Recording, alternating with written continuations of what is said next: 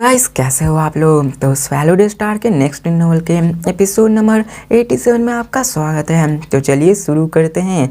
तो जैसा कि अभी तक हमने पिछले एपिसोड में देखा कि लू फेंग ने थर्ड टेस्ट को पास कर लिया होता है और वो चारों लीडर लू फेंग की तारीफ कर रहे होते हैं। उन्हें भी ये पता चल जाता है कि लू फेंग की will power true God of world space की जितनी आ चुकी है, इसी कारण वो थर्ड लेवल को इतनी आसानी से ही कर पाया है। ये एक एक्सेप्शनल था और सभी लोग इसकी तारीफ करने लगते हैं। वो कहते हैं कि शायद ये हमारे मैजेस्टी गॉडली किंग के एक्सपेक्टेशन पे फाइनली खरा उतर सकता है और यही आगे के लेवल को क्रैक कर सकता है। और यहाँ पे वो आगे देखने लगते और सोचने लगते कि क्या पता मिल्की वे ये कर पाएगा या फिर नहीं। अब 15 के सर्वाइवर्स 4th फ्लोर पे आ चुके होते हैं और सभी यहाँ पर एक्सपेक्टेशन पे होते हैं क्योंकि यहाँ से उन्हें प्राइज़ मिलने वाले थे। उन्हें नहीं पता था किस तरह का प्राइज़, लेकिन वो सभी 4th फ्लोर पे ट्रांसपोर्ट होके आ जाते हैं। तभी लू फेंग सामने देखता है तो सामने उसे एक मेज दिखाई देता है जहाँ पर एक पोर्टल होता है। और सभी हैरान हो चुके थे कि आखिर है क्या, कोई भी अंदर नहीं जाता। तभी वहाँ लाइट आता है। वो लाइट उससे कहता है, लकी सोल्जर्स तुम सब 4th लेवल में आ चुके हो, अब तुम सेफ हो, यहाँ से कोई भी फाइट नहीं करेगा, नहीं तो यहाँ पे तुम सब में से मार दिया जाए जो भी फाइट करने की कोशिश करेगा। इसके बाद वो बोलता है कि 4th लेवल पे कई सारे प्राइजेस मौजूद है जहाँ पे तुम सबको इसमें से एक पोर्टल को चूज करना होगा। उसमें से तुम्हें कई सारे मशीन टाइप वैल्यूबल्स और कई सारे गर्ली बॉडीज को रिकवर करने के वैल्यूबल्स मिलेंगे और इससे तुम अपने आप को पावरफुल बना सकते हो। लेकिन तुम एक ही पोर्टल, 4 पोर्टल में से एक ही को चूज कर सकते हो, तो अपने लक को आजमा। इसके बाद वो चला जाता है। अब सभी सोचने लग जाते हैं कि आखिर क्या करना चाहिए। कई लोग तो यहाँ पे बोल रहे थे कि मुझे कैसे भी करके आज ट्रू गॉड बनना ही है। यहाँ पे मैं जानता हूँ कि मेरा गॉडली पार्ट बहुत डिफिकल्ट है, इसी कारण मैं इसको कोई भी नहीं गेन कर पाऊंगा। इसके कारण वो दूसरे पोर्टल में चला जाता है। अब सब लोग यहाँ पे दूसरे पोर्टल में जाने लगते हैं ताकि वो वहाँ पे अपने लॉ पार्ट्स को चूज कर सके। उसमें से एक गॉडली पावर पाथ भी होती है जिसको कि लू फेंग फॉलो कर रहा होता है। लू फेंग बिना हेसिटेट के भी वहाँ पे चला जाता है क्योंकि उसे नहीं वैल्यूबल टेक्निक्स लॉ पाथ बल्कि उसे गॉडली पावर पार्ट चाहिए होती है जिससे कि वो अपने आप को पावरफुल बना सके। जैसे ही लू फेंग उसमें जाता है, सारे लोग देखकर कहते हैं कि इस बंदे ने सही चूज किया है, ये मिल्की वे तो बहुत ही वंडरफुल चॉइस लगता है क्योंकि गॉडली पार्ट में हमारे गॉडली किंग वैली के असल में मायने रखती हैं। और इसी कारण अब यहाँ पर वो सब भी 90,000 लाइफ जीन्स के बारे में बात करने लगते हैं जिसको कि मैं स्किप करता हूँ। अब यहाँ पर लू फेंग हॉल में आगे बढ़ने लगता है ताकि वो वहाँ पर आगे उस गॉडली पावर गाइड को देख सके, लेकिन लू फेंग को तो वहाँ मिलती नहीं है। लू फेंग ढूंढने लगता है, सडनली उसकी आंखें एक वॉल की तरफ जाती है जिसपे कई सारे इनग्रेविंग्स 3 डायमेंशनल इमेजेस बने हुए होते हैं जिसको देखकर लू फेंग पूरी तरह से हैरान हो जाता है क्योंकि असल में वो एक detail structure of perfect life forms होता है जिसको कि लू फेंग अपने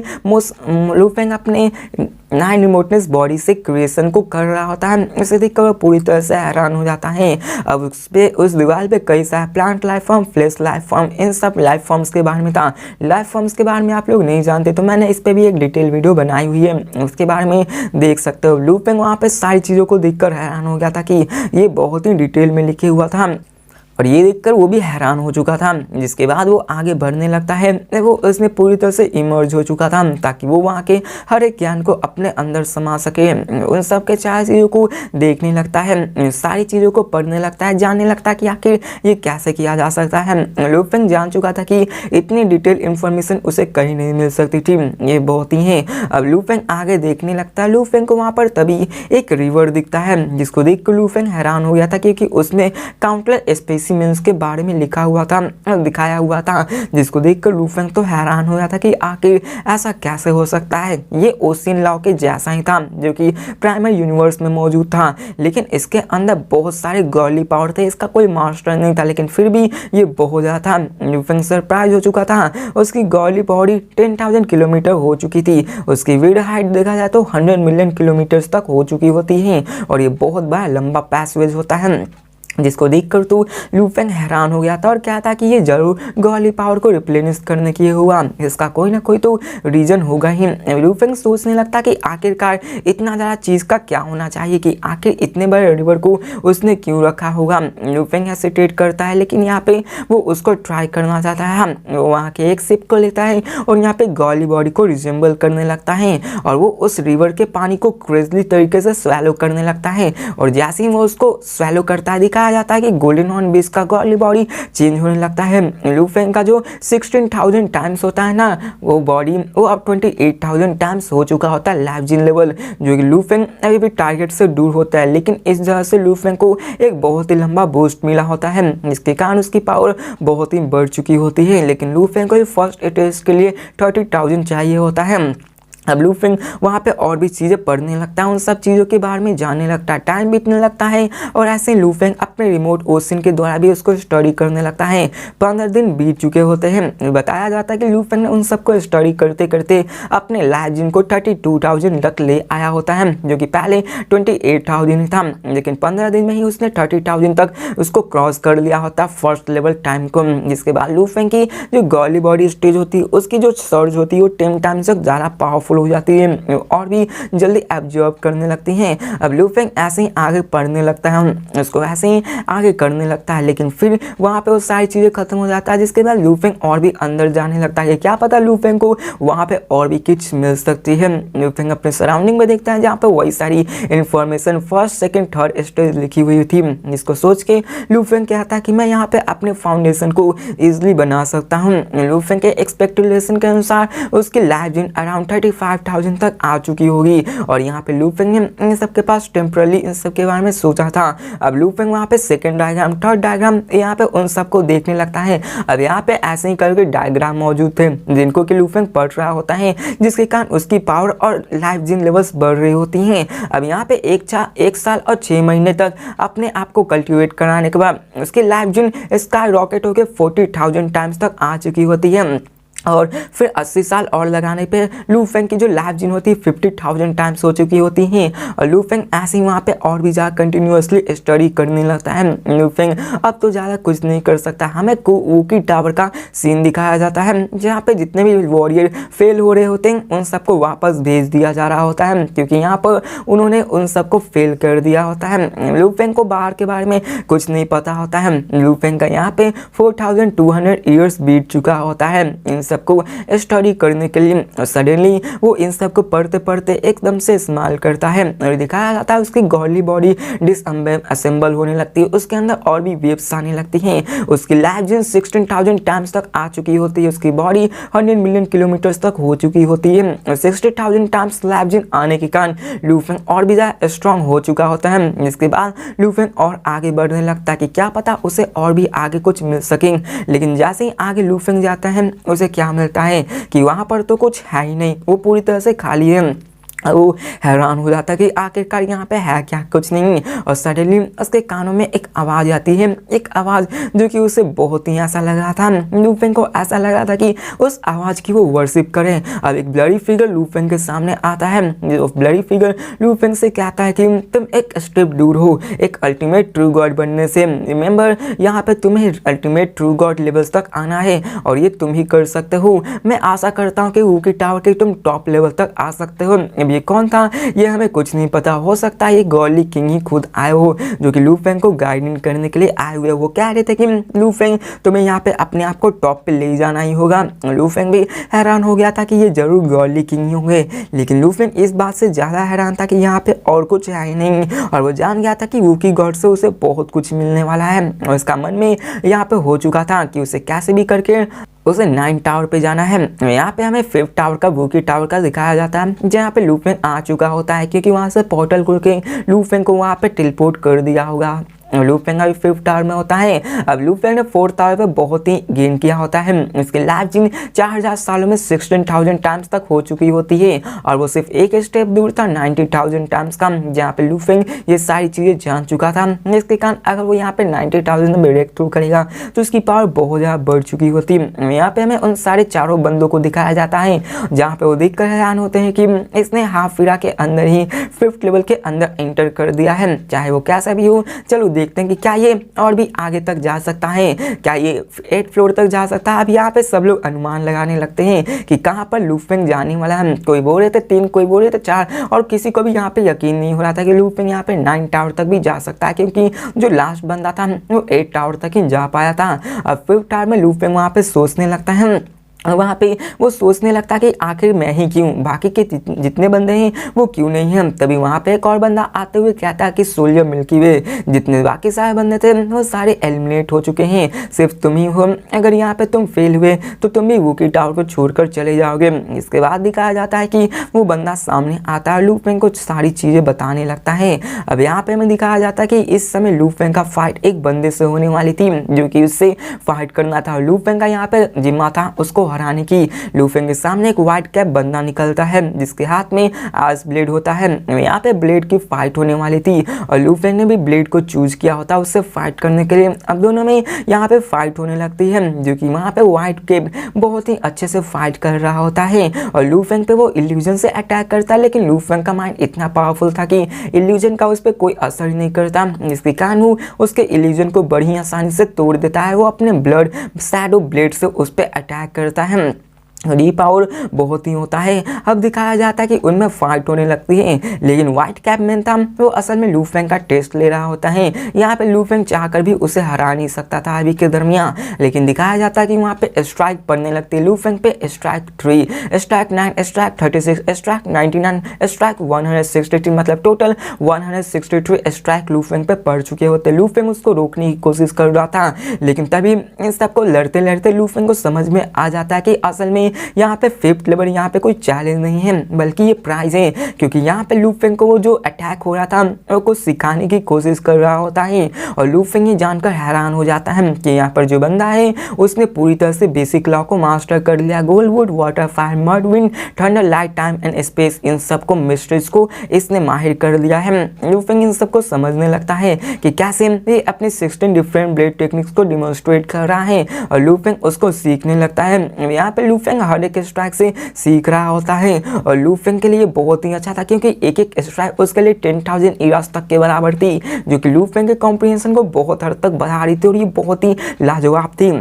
अब स्ट्राइक 233 हो चुका होता है, सभी फाइट कर रहे होते हैं और ये ब्लेड टेक्निक देखा जाए तो टॉप टायर लेवल 6 पे आ चुकी थी। इसी कारण लू फेंग के लिए वो खतरा नहीं थी, लेकिन वो बार बार उस पर अटैक करी थी, जिसके कारण लू फेंग को उससे बहुत कुछ सीखने को मिल रहा था। अब स्ट्राइक 360 हो जाता है, लू फेंग पूरी तरह से प्रीप्लेक्स हो जाता है, क्योंकि यहाँ पे 360 में लू फेंग को किसी ने भी हर्ट नहीं कर पाया था, लेकिन फिर भी लू फेंग उससे बहुत सारी चीज सीख रहा होता है। लू फेंग देखकर हैरान हो गया होता है कि वहाँ पे गोल्डन स्कोर आ चुका होता है, जो कि बहुत ही पावरफुल होता है। लू फेंग इस तरह से देखकर हैरान हो गया था कि असल में ये एक गोल्ड और स्पेस का मर्ज लॉ है, जो कि एक ब्लेड टेक्निकल लेवल 7 की। और यहाँ पे लू फेंग ने समझ लिया था कि 360 स्ट्राइक को मिला दिया जाए तो ये बहुत ही पावरफुल बना सकता है। ये मेरे निर्वाणा इनकार्नेशन से बहुत ज़्यादा पावर थी। यहाँ पे लू फेंग अपने लाइट ऑफ वाटर और फायर को भी यूज करके रेसिस्ट करने लगता है। अब यहाँ पे हमें दिखाया जाता है उनमें फाइट होने लगती है, ऐसे ही आगे बढ़ने लगता है। अब जो 4 लीडर्स होते हैं वो भी यहाँ पे समझ जाते हैं कि लू फेंग ने यहाँ पे इस सीक्रेट के बारे में जान लिया है कि यहाँ पे ये फाइट के दौरान वो अपनी कंप्रीहेंशन और पावर लेवल को बढ़ा सकता है। इसके बारे में बहुत कम ही को पता चला था। अब लू फेंग उन सारे स्ट्राइक को अपने ऊपर झेल कर सीख रहा होता है और अपने आप के लाइफ जेम्स और अपने सारी चीज़ों को बढ़ा रहा होता है। दिखाया जाता है कि स्ट्राइक बढ़ते बढ़ते 399 हो चुकी होती हैं, ऐसे ही उस पर अटैक हो रहा था। लू फेंग भी यहाँ पे उस पर अटैक से सीख रहा होता है। अब लू फेंग ने इन सारे अटैक को करते करते सीख कर यहाँ पे एक top tier level 7 blade techniques तक को बना लिया था, जो कि और भी ज़्यादा पावरफुल था। अब जितना ज़्यादा ऊपर टायर लेवल होगा उतना ज़्यादा पावरफुल आपकी पावर लेवल होगी। जैसे कि लू फेंग अभी 6 टायर को यूज़ करता था, लेकिन अभी वो टायर 7 लेवल 7 को यूज़ कर सकता था, इसके कारण उसकी पावर और भी ज़्यादा बढ़ चुकी होती है। वैसे ही दिखाया जाता है कि लू फेंग का टॉप टायर लेवल 7 पे आ चुका था, जो कि डुआंगडोंग रिवर के इनहेरिटेंस के एवरेज लेवल पे आ चुका था। और लू फेंग ऐसे ही आगे करने लगता है कि उसे अपने आप की जो ब्लेड लेवल टेक्निक्स है उन सबको आगे बढ़ाना होगा। अब यहाँ पे आप लोग समझ लो कि टॉप टायर लेवल 10 एक सुप्रीम टेक्निक जैसा माना जाता है। टीचर ऑरिजिन यूनिवर्स ओशन के द्वारा सप्रेस किए गए थे। उन्होंने भी यहाँ पे इन चीज़ को नहीं बना पाया है। यहाँ पे हमें उस टावरिंग लीडर को दिखाया जाता है जो कि लू फेंग को देखकर हैरान हो जाता कि इसने अपने सिर्फ यहाँ पे रहकर ही इतने पावरफुल टेक्निक को बना लिया है। यहाँ पे वो आगे करने लगता है, स्ट्राइक बढ़ते जाता है, स्ट्राइक 450 हो जाता है। लू फेंग अपने उन्हीं मार्वलस ब्लेड टेक्निक्स को यूज करके उसको रोकता है, उससे सीखने लगता है। अब यहाँ पे आप लोग कंफ्यूज मत होना, यहाँ पर जो अटैक हो रही थी उससे लू फेंग को बहुत चीजें सीखने को मिल रही थी कि आगे अटैक कैसे किया जाता है और किस तरीके से तलवार को घुमाया जाता है। बस वैसा ही समझ लो, ये उसके लिए एनलाइटमेंट के जैसा होता है। और वहाँ पे 450 स्ट्राइक्स होने के बाद सभी रुक जाते हैं और लू फेंग हैरान हो गया था कि क्या क्या ये हो गया है, और वो लगभग करने ही वाला था। अगर लू फेंग के पास और भी स्ट्राइक्स होते हैं तो वो लेवल 8 की टेक्निक्स को बना सकता है। यहाँ पे लेवल 8 की टेक्निक्स को बहुत ही मुश्किल से कोई एक लॉ मतलब यूनिवर्स मास्टर बना सकता है। अब यूनिवर्स मास्टर लेवल 16 टेक्निक्स को बना सकते हैं। लेवल 7 थोड़ा हार्ड माना जाता है, लेकिन लेवल 8 बहुत ज़्यादा हार्ड माना जाता है। लेवल 9 और लेवल 10 तो अनअचीवेबल माना जाता है, लेकिन लू फेंग भी कर क्या सकता है, उसने 450 स्ट्राइक से इतना सी सीख लिया होता है। और होता तो यहाँ पे हो सकता था, लेकिन लू फेंग ये जान चुका था कि वो जीत चुका है। और यहाँ पे तभी एक लाइट आती है जो कि लू फेंग को कवर करती है, और वो यहाँ पे 5th फ्लोर से गायब होके 6th फ्लोर पे चला जाता है, क्योंकि लू फेंग का टेस्ट पूरा हो चुका था। और यहाँ पे हमें उस एक एज वॉइस को दिखाया जाता है जो कहता है कि तुमने यहाँ पे 6th लेवल में आकर अपनी पावर को दर्शा दिया है, चलो अब यहाँ पे तुम 7th लेवल में जा सकते हो और यहाँ पे तुम्हें अपनी पावर को दिखाना होगा।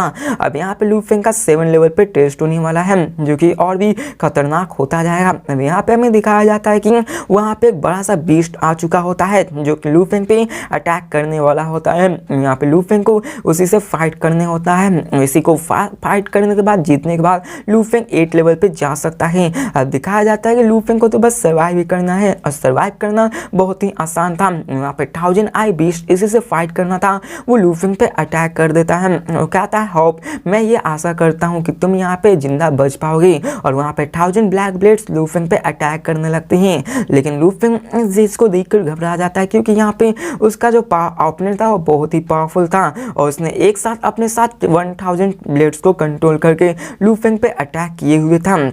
अब ऐसे ही लू फेंग पे अटैक होने लगता है। लू फेंग अपनी इलेक्ट्रिसिटी की फास्ट जैसे पावर को यूज़ करके उन सबको डॉज करने लगता है।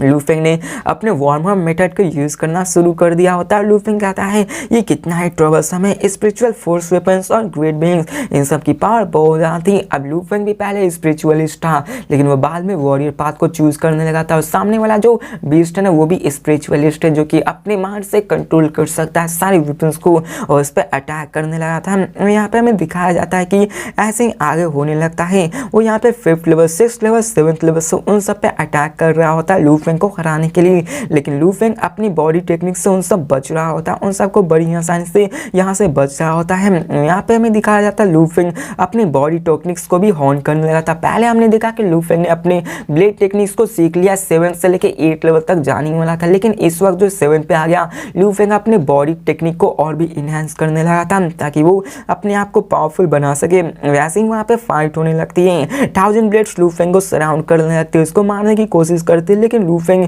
यहाँ पे ऐसे उन सबको डॉज करने लगता है। लू फेंग कहता है कि अगर ऐसा ही चलता रहा तो यहाँ पे एक ही राह गुजर जाएगा और यहाँ पे तुम मुझे हार्म तक नहीं कर पाओगे। यहाँ पे लू फेंग ने एक भी ब्लो को नहीं लिया होता है, उसने बड़ी आसानी से सारे 1000 ब्लेड्स को यहाँ पे डॉज कर लिया होता है, जिसके कारण वो 1000 आई बीस्ट कुछ भी नहीं कर पाता। अब यहाँ पे वो 1000 आई बीस्ट बहुत ही गुस्सा हो जाता है और कहता है, तुम छोटे वॉरियर, तुम्हें क्या लगता है कि तुम मेरे अटैक से बच सकते हो। यहाँ पे हमें दिखाया जाता है कि वो अपने हार्ट ऑफ 1000 ब्लेड से उस पर फिर से अटैक करता है, और ये उसकी सबसे पावरफुल टेक्निक होती है। वो उस पर अटैक करने लगता है। अब लू फेंग ने डॉजिंग और अटैकिंग और इन सबको कॉम्बिनेशन से परफेक्ट बॉडी स्ट्रेंथ को बना लिया होता है, जिसके कारण उसकी जो बॉडी अडेप्टेशन थी वो सारी चीज़ें पूरी तरह से बदल चुकी होती, वो बहुत ही पावरफुल होने लगा था। अब यहाँ पे हमें दिखाया जाता है उन सारे वॉरियर्स को, उन सारे 4 बंदों को जो कि लू फेंग को देख रहे होते हैं, और वो भी पूरी तरह से हैरान हो गए होते हैं और कहते हैं कि अगर देखा जाए 1000 आई बीस्ट को, तब जब तक वो 1000 आई हर्ट लाइट को नहीं यूज करता तब तक वो मिल्की वे वॉरियर को हरा नहीं सकता। अब उस बीस्ट का सबसे स्ट्रॉन्गेस्ट अटैक होता है 1000 आई हर्ट, जो कि उसको हरा सकता था, लेकिन वही हराने के बाद वो लू फेंग 8 लेवल में जा सकता था। यहाँ पे उन्हीं सब के बारे में वो बात करने लगते हैं कि क्या लू फेंग उसको इतना मजबूर कर पाएगा कि उसे अपने स्ट्रॉन्गेस्ट टेक्निक को यहाँ पे यूज़ करने पे मजबूर कर देगा। अब यहाँ पे हमें दिखाया जाता है कि ऐसे ही टाइम बीतने लगता है, वो भी पूरी तरीके से गुस्सा हो जाता है। यहाँ पे वो कहता है कि वॉरियर तुम सच में इम्प्रेसिव हो, यहाँ पे मैं तुम्हें डिफीट नहीं कर पाया हूँ और मैं भी यहाँ पे तुमको नहीं हरा पा रहा हूँ। इसके बाद वो कहता है कि चलो अब तुम्हें सबसे स्ट्रॉन्गेस्ट टेक्निक को सामना करो। और वो सबसे स्ट्रॉन्गेस्ट टेक्निक से भी लू फेंग पे अटैक करता है और 1000 ब्लेड्स मिलकर एक हर्ट में बनकर लू फेंग पे अटैक करने लगते हैं। अब वो 1000 ब्लेड्स मिलकर एक के साथ लू फेंग पे अटैक करने वाले होते हैं और लू फेंग भी समझ जाता है कि वो अपने स्ट्रॉन्गेस्ट टेक्निक को यूज़ कर रहा होता है। यहाँ पे हमें दिखाया जाता है कि वो उस पर अटैक करता है और यहाँ पे लू फेंग उसको बड़ी आसानी से रोक लेता है, क्योंकि यहाँ पर उस बीस्ट के पास भी इतनी पावर नहीं थी कि वो लू फेंग को हरा सके और लू फेंग इसमें जीत चुका होता है, उसके स्ट्रॉन्गेस्ट टेक्निक को भी वो हरा चुका होता है। यहाँ पर वो बीस्ट भी कहता है वॉरियर मैं मानता हूँ कि तुम स्ट्रॉन्ग हो, मैंने आज तक तुम्हारा जितना पावरफुल बंदा नहीं देखा, तुम यहाँ पे जीत चुके हो। तो ये सुनकर लू फेंग भी खुश हो जाता है। जिसके बाद लू फेंग 7 टावर पे आ चुका होता है। सॉरी मैंने पहले उस वक्त बोल दिया था कि लू फेंग 7 फ्लोर पे, लेकिन अभी वो लू फेंग सिर्फ 6 फ्लोर पे था, अभी जाके वो 7 फ्लोर पे आया हुआ है। लू फेंग एक्साइटेड हो चुका होता है कि यहाँ पर टोटल 9 फ्लोर है और उसने यहाँ पे 7 फ्लोर पे आ गया। अगर लू फेंग ने 8 फ्लोर को कंप्लीट कर दिया तो 9 फ्लोर पे आ सकता है। लू फेंग पूरी तरह से यहाँ पे था क्योंकि उसे 9 फ्लोर की वूकी टावर के सीक्रेट के बारे में जानना था, उसे सील भी प्राप्त करना होता है। तभी हमें दिखाया जाता है कि लू फेंग जैसे ही आता है वो यहाँ पे कॉशियस हो जाता है, लेकिन वहीं पे तभी एक सिंगल आई अपीयर होता है जो कि देख कर लू फेंग हैरान हो जाता है, क्योंकि असल में एक गॉली आई होता है। अब समझ लो आप नहीं समझे तो 5th और 6th में क्या हुआ था। 6th में तो आपको वही से फाइट करना होता है, 5th में तो लू फेंग ने अपने आप के पावर को बढ़ा ही लिया। 6th में आपके पास करना है कि उसमें आपके डॉजिंग टेक्निक को बढ़ाना होता है। इन हर लेवल में आपके हर एक स्पेसिफिक स्किल पे यहाँ पे फोकस किया जा रहा था। जैसा 5th लेवल में आपने देखा कि लू फेंग ने अपने ब्लेड लेवल को आगे बढ़ा लिया। 6th लेवल में आपने देखा कि लू फेंग ने अपने बॉडी टेक्निक्स को इनहेंस कर लिया, जो कि क्लोज कॉम्बैट में बहुत ही अच्छी होती है। यहाँ पे हमें 7th फ्लोर का सीन दिखाया जाता है, जो कि असल में एक गॉली आई के जितना होता है, जो कि असल में एक माइंड शॉक के जैसा ही होता है। और वहाँ का एंशिएंट आई उससे कहता कि अगर तुम इस गॉली आई के टेस्ट को पास कर पाए तो तुम 8 फ्लोर ऑफ वूकी टावर में जा सकते हो, जहाँ पे वूकी टावर का तुम्हारा फाइनल टेस्ट होने वाला है। अब लू फेंग यहाँ पे जान चुका था कि ये माइंड शॉक होने वाला है और लू फेंग सामने की तरफ देखता है। माइंड शॉक यहाँ पे आप समझ ही सकते हो कि 6th में क्या था, उसमें बॉडी टेक्निक्स थी। 7th में क्या होगा, उसकी माइंड टेक्निक, माइंड कितनी विल पावर कितनी स्ट्रॉन्ग है ये जाना जाएगा। ऐसा ही होने वाला था। अब यहाँ पे हमें दिखाया जाता है लू फेंग को, जो कि यहाँ पे सोचने लगता है कि आखिरकार माइंड शॉक 7th फ्लोर पे क्यों मौजूद है, लेकिन क्या किया जाए। यहाँ पे 4 लीडर्स लू फेंग की तरफ देखने लगते हैं, जो कि सोचने लगते हैं कि क्या चलो देखते हैं क्या वो गॉली आई टेक्निक को सीख पाता है या फिर नहीं। अब यहाँ पे लू फेंग का फिर से टेस्ट होने वाला था। यहाँ पे जैसा कि आपने जाना कि हर एक 4th लेवल के बाद आपको एक एक चीज सीखने को मिलेगी, ऐसा ही हो रहा था। लू फेंग के सामने जो गॉली आई थी वो असल में एक टेक्निक थी। तो यहाँ पे चलो जैसे लू फेंग पे स्ट्राइक पढ़ते पढ़ते लू फेंग ने अपने टेक्निक को सीख लिया, उसको बना लिया। तो क्या लू फेंग इस गॉली आई के अटैक को करते करते यहाँ पे क्या वो गॉली आई टेक्निक को भी सीख सकता है या फिर नहीं। और इन सब के बारे में वो सोचने लगता है और वो कहते हैं कि गॉली आई टेक्निक हमारे मैजेस्टिक गॉली किंग द्वारा बनाया गया था, जो कि बहुत ही पावरफुल और एक स्पेशल टेक्निक है और यहाँ पे सिर्फ उन्हीं के द्वारा यूज किया जा सकता है, जो कि सील्ड है और इनके पास स्पेशल कंट्रीब्यूशन पॉइंट्स हैं और तभी ये सीख सकता है। वो सब कहते हैं चलो देखते हैं कि आखिरकार मिल्की वे इस गॉली आई टेक्निक को कितनी ज्यादा वॉल्यूम्स को सीख सकता है। अब लू फेंग नहीं जानता था कि यहाँ पे ये टेक्निक भी मौजूद है। वहाँ पे वो सोचने लगता है कि आखिर इस गॉली आई की लिमिट क्या होगी। और वहाँ पे लू फेंग को तो पहले नहीं समझ आता, लू फेंग सिर्फ उसको रेसिस्ट करने पे लगा हुआ था। लेकिन तभी लू फेंग उस आइस माउंटेन की तरफ देखता है और वो हैरान हो जाता है कि आखिर ये है क्या। और तभी लू फेंग पूरे की पूरी चीज को समझने लगता है कि असल में ये तो गॉली आई टेक्निक से रिलेटेड है। और देखकर पूरी तरह से हैरान हो गया था कि यहाँ पे उसे हर एक जगह से बहुत ही प्राइजेस मिल रहे। 7th फ्लोर तो असल में उसे टेक्निक डायरेक्टली दे रहा था। पहले के फ्लोर पे लू फेंग को सीखना पड़ रहा था, लेकिन यहाँ पे टेक्निक दिया गया है और उसे सीखना चाहिए होगा। लू फेंग ये जानकर बहुत ही खुश हो गया था क्योंकि ये टेक्निक बहुत ही पावरफुल था। लू फेंग कहता चलो मैं देखता हूँ कि आखिर सीक्रेट टेक्निक क्या है। डुआनडोंग रिवर के पास भी टेक्निक्स थी, लेकिन चलो देखते हैं क्या। अब यहाँ पे लू फेंग को शुरुआत में जो मेंटल शॉक लग रहा था वो बहुत ही कम था। लू फेंग जान चुका था ये बहुत ही बड़ा ग्रेट चांस है। लू फेंग उस सीक्रेट टेक्निक को सीखने लगता है। सारे अटैक अटैक्स को वो सीखने लगता था। यहाँ पे ऐसे ही आगे बढ़ने लगता है। लू फेंग अपने सोल कॉन्शियसनेस विल पावर को ऐसे ही स्ट्रॉन्ग बनाने लगता है और इन सब के बारे में वो सीखने लगता है। यहाँ पे ऐसे ही आगे बढ़ने लगता है और हमें दिखाया जाता है कि लू फेंग इन सब के बारे में सोच रहा था। हमें उन चारों वॉरियर्स को भी दिखाया जाता है जो कि लू फेंग को देख रहे होते हैं। गॉलियाई अपनी विल पावर स्टॉक को बढ़ाने लगता है। लू फेंग की जो ट्रू लिमिट थी वो true God of wide space थी, लेकिन लू फेंग इसको बड़ी आसानी से रेसिस्ट कर रहा था शुरुआत में ही। धीरे धीरे होके और यहाँ पे सेकेंड वॉल्यूम आई टेक्निक को भी आ जाता है और यहाँ पे लू फेंग उन सबको मेमोराइज करना शुरू कर देता है। जैसे जैसे वहाँ पे विल पावर बढ़ेगी वैसे वैसे वहाँ पे उन सारी टेक्निक्स के वॉल्यूम्स बढ़ते जाएंगी और इसी कारण लू फेंग उन सबको सीखता जाएगा। तो गाइस इसी के साथ ये वीडियो भी खत्म होती है। तो मिलते हैं नेक्स्ट वीडियो में और देखते हैं कि क्या लू फेंग कितने वॉल्यूम्स को सीख पाते हैं या फिर नहीं, क्योंकि यही गॉली आई टेक्निक लू फेंग को आगे चलकर बहुत ही मदद करने वाली है और ये बहुत ही पावरफुल टेक्निक भी होने वाली थी। तो मिलते हैं नेक्स्ट वीडियो में, तब तक के लिए बाय।